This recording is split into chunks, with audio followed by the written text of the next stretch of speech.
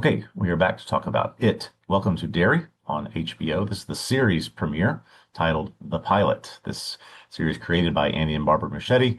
This episode written by Jason Fuchs and directed by Andy Muschietti. It's January 1962 in Derry, Maine, and Matty Clements is being chased out of a movie theater, and he asks a family to take him out of Derry.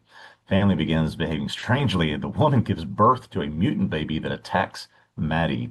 4 months later, Major Leroy Hanlon and Captain Russo arrive at the Derry Air Force Base and immediately encounter some of the local racism. At night, Hanlon is ambushed by masked men who demand plans for the B-52 bomber, but he does not give them up and he is saved by Russo.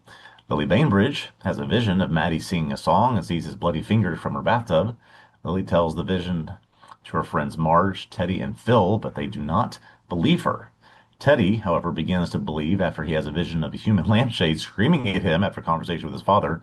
Lily, Teddy, Phil, and Phil's sister Susie search for information on Maddie's disappearance and reach out to Ronnie, who saw Maddie at the movie theater the night he disappeared. She shares that she's also heard voices coming from the sewers outside the movie theater singing the same song as Maddie. The group goes back to the movie theater to watch The Music Man in search of answers, which is what Maddie was watching. And in the movie, they see him. He blames them for his disappearance before releasing that same mutant baby on everyone, which kills them all except Lily and Ronnie.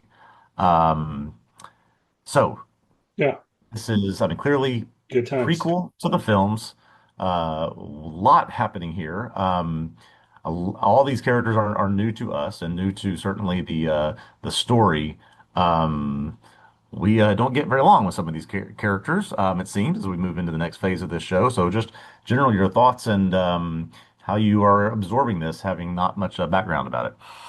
Yeah, well, I enjoyed the episode and should say again for people, right, if you're just listening to this part, coming in, basically, like I haven't seen the recent It films, and I've just got like vague childhood memories of the older It film, and I can't even really rely. I mean, that's just been it's one of those things. It's like, oh, I think I saw that when I was a kid, So Sure. Right. whereas Ryan's coming in with a much more, I don't know, encyclopedic knowledge. So hopefully it's an interesting conversation. Um, Coming into it kind of cold, I thought it worked. I enjoyed it. I did think it was really interesting as I found myself thinking about how it is a prequel. Hmm. And one thing I wanted to ask you, which you already answered somewhat, is I don't know about. So these are all new characters. I guess that was the question. You already answered it. Yeah, I mean, new characters in terms that we have not on screen seen them before. I mean, there are references to these characters and their families and their lineage throughout the history of Derry in the book, but on screen we have not seen these characters before. With one potential caveat, we'll get there. Okay. All right. So, I mean, well, and obviously, I mean, you could accept. I don't know if you're thinking of Pennywise. We haven't really seen Pennywise yet, though. No, not So, thinking of Pennywise. No. okay. So you're thinking of someone else. So I don't know. I mean, to flip it around on you. So for me, it was a matter of, okay, well, um, as an entry point to the story, I found, I guess I found what they did here interesting because certainly everyone knows this is a prequel, right? Yeah. And you can think about the implications of that a bit, and I'll say more on that in a moment. I meant to be posing a question to you now. What did you think of the episode as coming in as someone who has way more background fresh in your mind? Yeah, I thought that apart from one sort of very interesting choice at the end, which I'll discuss in a second. What was very well done certainly was, I think, keeping in the tone of the films, the tone of sort of what they have been setting up through the course of this story and this lore and this history. Um, I I am curious as we go deeper into this. There were so many, I don't know, Easter eggs, references, things to situations and other things that happen in the films and in the book. I was wondering, I mean, is it still can it land the same way as someone who hasn't seen those or not seen them recently to someone who has? And it sounds like I think that it can. but there are just a lot of references to, oh, this is going to tie in later. Oh, this makes sense as to how these people are connected. Oh, this is we're seeing this part of this town. This comes into play 27 years after this, or 27 years after that. And so I think that the mark of a show like this is that both sides can enjoy it equally, and I think we both did. I was very, I don't know about confused, but intrigued by the choice to create this new losers club. In the movies and in the book, it's built around these childhood friends that identify themselves as the losers club. And so we sort of Hmm. built up a new version of that, the 1962 version, five of them, and then immediately by the end of this episode, looks like three of them are dead. And so clearly our story is going to go in a different direction. A new character is going to be introduced, but kind of was thinking, oh, we'll have to be following another group of kids, and maybe we'll still will, but several of them are dead at this point. Yeah, I mean, this was actually the thing that I probably found the most interesting at the end of the day, because you're right, where and it's not just it. There's there's a very definite kind of trope to this, right? Group of kids get together to explore Yeah, strange happenings. I mean, like that's like the premise of Stranger Things, for example, right? right. But Stranger Things itself is already being like super derivative in that being the premise of the, and so like how many things should we mention here? Um, and then it's like you've got the annoying little sister and all of this kind of stuff. Mhm. um and part of what I enjoyed, I think, was how they subverted our expectations with regard to those tropes, right? Because usually in this sort of story, yeah, it would be like, okay, this is the group of kids. They've Yeah, got plot armor. Basically, the annoying little sister ends up figuring something out to save the day down the line. right. You know how that story goes. And so the fact that immediately here at the end of the first episode, they go, nope, Yeah, like we spent a lot of time with those two boys who are apparently dead now in this exactly. It's, episode. and in the as comparison to Stranger Things, that core group of teenagers has stayed throughout the entire series, and it's been built on and added on, and more people have come into the group. And then you're sort of thinking, okay, well, we know that there'll be other characters will be introduced. We know there's another family coming to town. We know that this group is going to keep growing and growing. But no, we're knocked down to two, and maybe these will be the two that sort of start an investigation with a new group of people. But yeah, we just was not expecting that. Well, and so this is the thing I thought I got to thinking about in relation to that with the status of the show as a prequel. And I wonder what you think about this because again,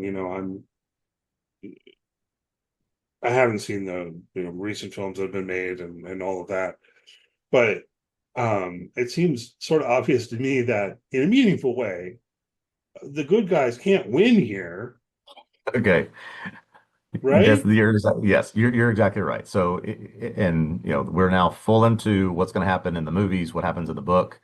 The course of the movies, the first It movie is set largely in 1989 around a group of teenagers.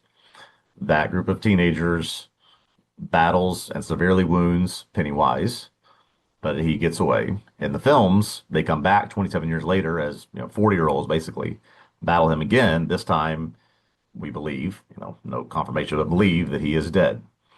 That means that when it chapter one, the movie starts, Pennywise is alive and well, meaning a lot of these people we're meeting in this show cannot be. Right. So I'm really curious to see how that goes because there's something sort of novel, I think, about a TV series that's set up in such a way. Yes. Um, I mean, in my mind, the best prequel series I've ever seen is Better Call Saul. Hmm. And to a certain degree, you also knew that things weren't gonna, Saul wasn't gonna like win. But Yeah. Yeah. it's not the same, right? Yeah. Because with this setup as a horror story, it seems like, well, okay, we got to know some kids in the first episode, and now some of them are dead, and then the show's just going to like cruelly kill more poor children or something like Yeah. that. So what is the show going to be like? You know, I mean, Yeah. Now, part of the lore of Pennywise and this mystery of what it is and what it does and why it terrorizes is that when people leave Derry, there's something that happens that seems to make them forget about this. Okay, so you stay in Derry, you endure this stuff. If you survive it, a lot of people leave because like, oh my gosh, this place is horrible. I have to get out. And so when they leave, they forget much of this stuff. And there's a whole, I think, plot in the second movie about how they remember the things that have happened to them 27 years ago. But so yes, there's going to be a sense of a lot of these people in this show are going to die, and then maybe the others survive and get out of there and can't warn the people in the future that this is going to happen again because of whatever supernatural force that caused them to forget this thing. yeah. I was thinking about the kid's parents, you know, so we've got Maddie first, Mhm. and there's indications here that he's got an abusive father. Right? We don't see his parents, right? Right, right. But the other kids, well, we don't see well, she's still alive, Lily. We get some background on what happened to her father and so on. But the ones who apparently die, Teddy, Phil, and Susie. Susie's is the little sister. Hmm. Um, I mean, presumably their parents are going to care about them being missing, or I mean, like, are their corpses going to be strewn around the theater, or is there This is an aspect of the mythology there that's going to be relevant? Yeah, so this is a great question. I mean, it's certainly that has to come into play, right? We see a whole scene with Teddy's family, his the meal that they share, talking about his bar mitzvah coming up, his brother is there. So I mean, there's a whole family introduction to that. There's clearly a family that Phil and Susie are a part of.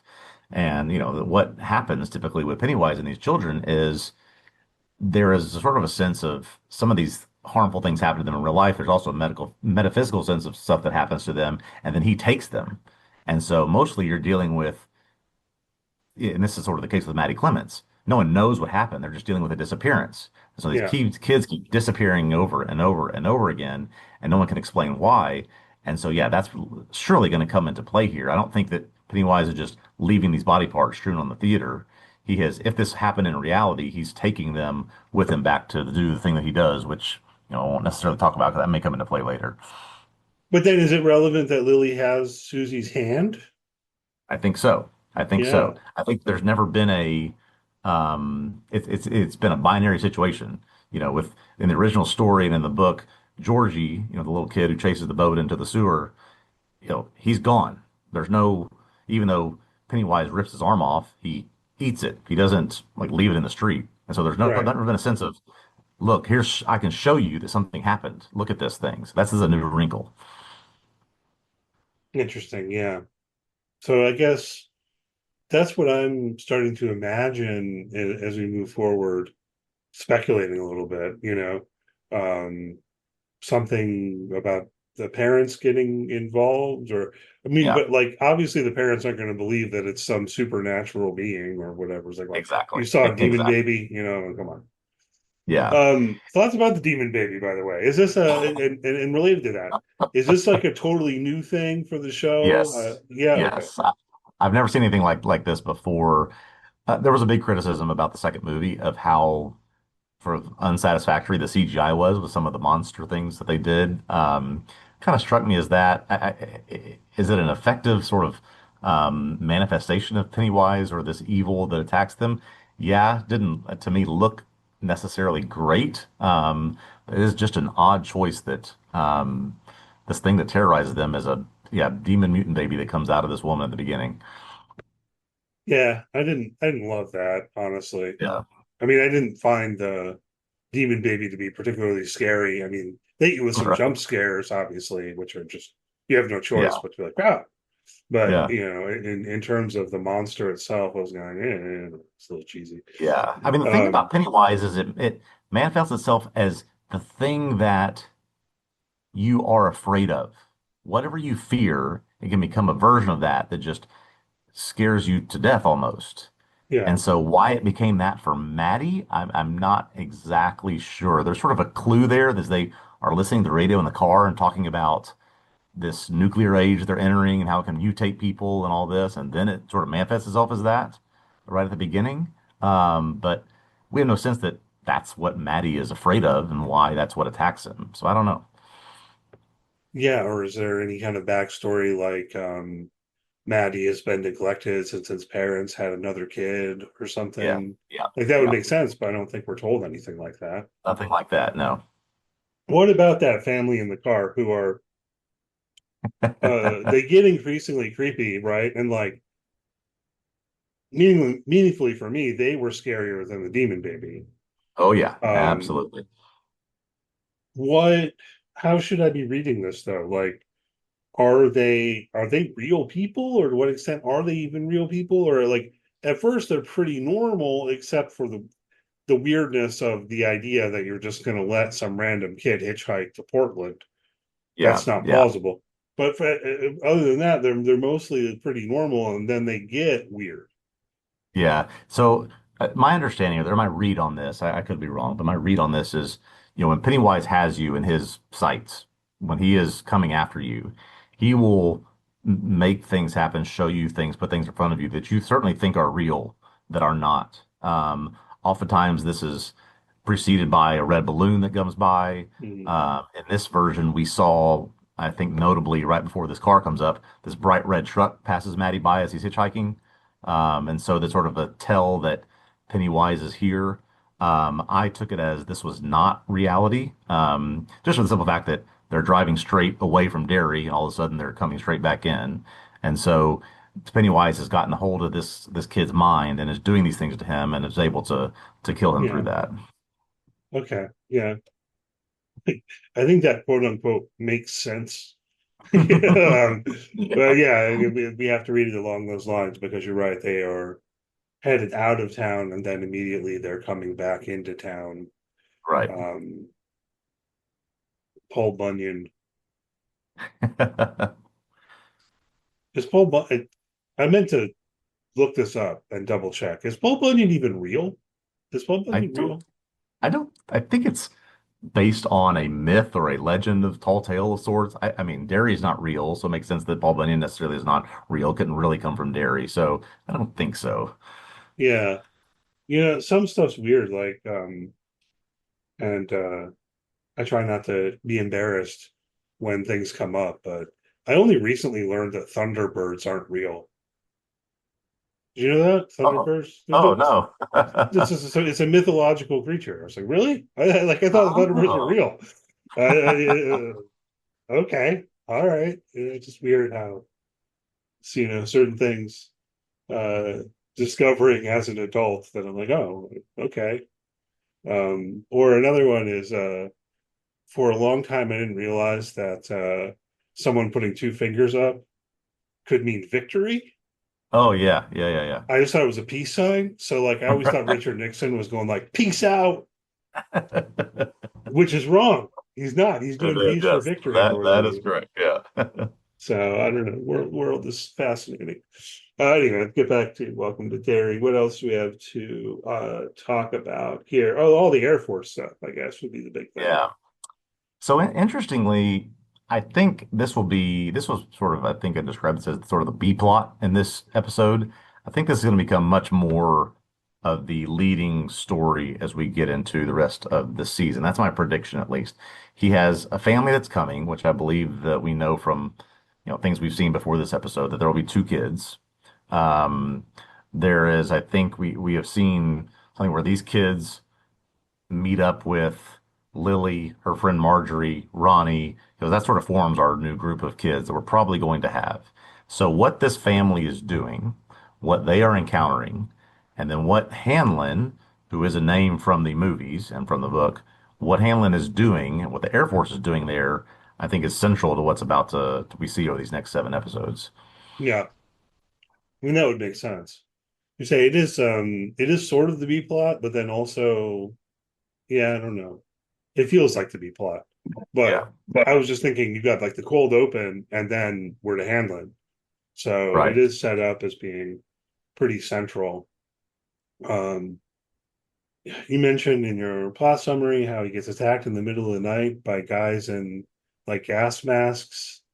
Um, I don't know what I think about that. Who are these guys? What are they up to? You've got theories? Yeah, these aren't like, I mean, we kind of have to take some of the clues that we're given. They don't have Russian accents. They don't seem to, they have access to this material and these, these suits. I think I speculated in the piece that I wrote that this is like a loyalty test or a confidence test. You're got a new guy who's going to be charged with these details. You put him right through the, life or death situation. So maybe that's the case. There is another theory out there which I hesitate to bring up because it really could be a spoiler for the show potentially, as to why they did this to him. But it just goes to I think it's proof that Hanlon and his family are central to this, and what he's doing there with those plans and with this plane and why he is there is going to be extremely important, I think, to this story. All right, so you're holding back on what would be like book spoilers. Uh, One particular point from the book, which we do know about this character, which could, I think if some of the theories are correct out there, which could mean something significant for the plot going forward, yes. All right, that's probably fair enough. It has to Um, do with his injury. He talked with his general about the injury he suffered in Korea. We've yeah, seen this scar on his left cheek, and so it has to do with what happened to him and what have been the repercussions of that, and what it's sort of who it's made him become. That could be a pretty significant piece of what's ahead. I would guess that it's probably going to be along the lines of what you're withholding about. Um, I don't know. So, okay, let's consider the possibility you mentioned that it was some kind of loyalty test or something. Mhm. Um, I don't know. I mean, like watching the scene, it's certainly possible, you know, Mhm. but it would be really extreme, Yeah. Yeah. I mean, because they're like beating him with a lead pipe and stuff, I That's mean, it's quite the initiation. Yes. yeah, it would be a bit extreme for it to be that kind of I don't know, feigned attack or whatever. Yeah. Uh, I mean, there's one sense of, some rookie private comes into boot camp and you terrorize them. It's another thing to do this to a major who's quite an accomplished veteran. yeah, there's another thing if you're like hitting them with a sock full of quarters or something. They've got like a lead pipe and guns. Yeah, right. I mean, this it definitely seems like, and they don't relent really. Um, it's if it were like a loyalty test, you'd almost expect at the end for them to be like, "Congratulations, you passed" or something. So Yeah, I exactly. don't Yeah. know about that reading. Curious to see though what else it might be. There is a lot of stuff about Russians and so on and so forth. As you mentioned, it doesn't seem like these guys are Russians, at All least right. in terms of Right. their accents or what have you. Um, Everyone, well, at least the muckety mucks seem to think that nuclear war is imminent. And of course, in 1962, that would be in the air. And so, how does all of that Yeah. kind of factor in? We are in the ramp up to the Cold War, Cuban Missile Crisis right around the corner. Yeah, so there is heightened tension around that sort of, and they've referenced it so many times, starting from the radio when Maddie gets in the car to every scene in the barracks and at the base. That it's there for a reason. Yeah, sure. Any thoughts about the Music Man and how that factored? Is that an Easter egg? I think there's an interesting parallel there to this idea that the song that they keep using, this treble song they keep using, is sort of the sense of these terrible things permeating your society, sneaking in without you realizing it, both to Pennywise and what's he's doing, and this Russian Cold War fear, right? Of these things that are happening around us that we don't realize. Which I thought it was just an interesting song to sort of maybe tie those two things together a little bit. Hmm. Using words like swell and all this funny stuff that they reference in that song. So I don't know the Music Man necessarily, but just that song I think resonates sort of what they're trying to introduce here. Yeah, I mean, I definitely thought it worked, and I also wondered about the racism and with what we've gotten so far, I guess I don't know what the comment I almost want to make is, so I just won't say that. But I did get to thinking, so Hanlon is going to live off base, right? Yes, Um, yes. would you expect that he and his family perhaps had any problems finding a house in Derry? Let me just say, based on what we've seen already, what little we've seen in the trailer, I'll be shocked if there's not some systemic institutional racism everywhere that he goes and out throughout this town. As a matter of fact, somebody in a piece I read pointed out that on the Welcome to Derry sign, there's one of these like Legion of White supporters logos on that sign. And sort of just sort of a reference point of you're walking into something pretty bad here. Yeah, yeah, I definitely expect more um, along those lines. And I guess what I'm still struggling to articulate is I'm not sure exactly how I even feel about how his superior officer handles it. Mm, Um, because it's like on the one hand to say, yeah, we're not going to put up with your underling being racist to you. You want to say right. like, oh, but that's good. But on the other hand, it seems almost, I don't know, heavy-handed or something.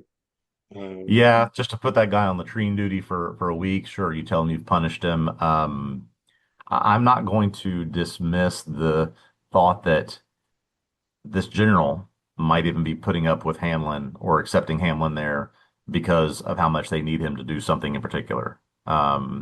It's I think that certainly is there. I think there's made had this sort of interesting connection, with their backgrounds as to why they got in the military, and it seemed like they connected there. But I think there's some shady things that are going on here that may rise as high as that general who's in charge there. yeah, I think so. And then the general's assistant or driver is also black and kind of gives Hanlon a look at a certain point. Yes. And I So recognize that that's actor. I think it's Chris Chalk. Is that right? Chris Chalk. Now, Chris Chalk plays a very, very important character here. He plays Dick Halloran. Dick Halloran is the man in The Shining who has the shining, the ability to see these certain things. And so we're now connecting the universes. Oh, Interestingly, he was the only military character in this whole episode that did not have a name on him. But you can clearly go look up who he is and what character he plays. So that is Dick Halloran, who has, whether they know it or not yet, he has the shining ability. well, Yeah. I mean, so all they really give us, this is what I caught. Besides the fact that I recognize the actor, there Mhm. was something in that shot of like, oh, well, that guy's going to be important. You know what I Yeah. mean? Yep. Yep. And so that's interesting. That's interesting for Yeah, sure. that's a major question for me is what do they know about him already versus what he is going to do or who he is going to be. I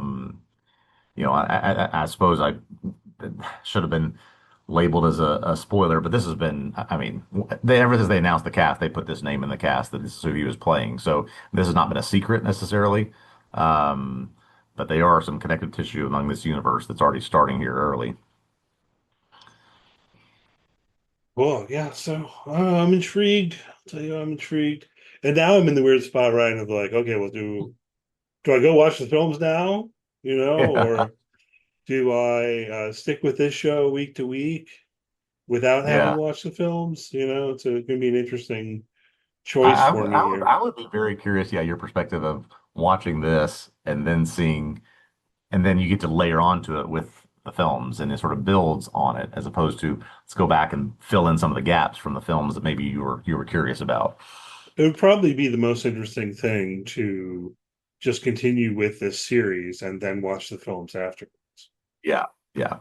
And Um, and and then I mean, this is just speculation, but at the end of this series, whatever ends up happening, why is it never referenced in the two films? There's some things that are referenced or hinted at and that we might see this season, but we're it's not like we're talking about these characters in great detail when we go to the films.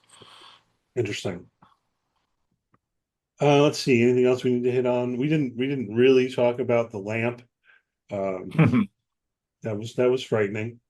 with Yes, good it was. effect. Yes, it was. Um, yeah, I don't know. Other things you want to Yeah, hit on here? and just since you brought that up, that's a good representation of the manifestation of, oh, now Teddy is afraid of this. He's scared of that because his father's told him this story, and because he is scared of it, Pennywise can make it something that can terrorize him. So that's just a good, just sort of little. It may be a while before we see Pennywise in this series, quite frankly, and so we're going to see him in these ways probably for a few episodes. Yeah. So then the when Maddie shows up on the movie screen, to what extent do you read that as him versus a kind of um, illusion of him? Certainly some kind of illusion because I think I believe that Maddie is dead. In most situations that we have seen in this story, or all situations perhaps we've seen in this story, the children are dead after Yeah, he finally gets them, and so he is able to use that in as he wishes. I actually think if I may have this right, when you see Maddie on the screen there, the two kids that are in the car when he gets picked up are next to him, yeah. right? So are these kids that have also come under his sort of his possession, but no, certainly that's sort of an illusion or a representation of him. All right, that's what I thought. It's just weird. Yeah.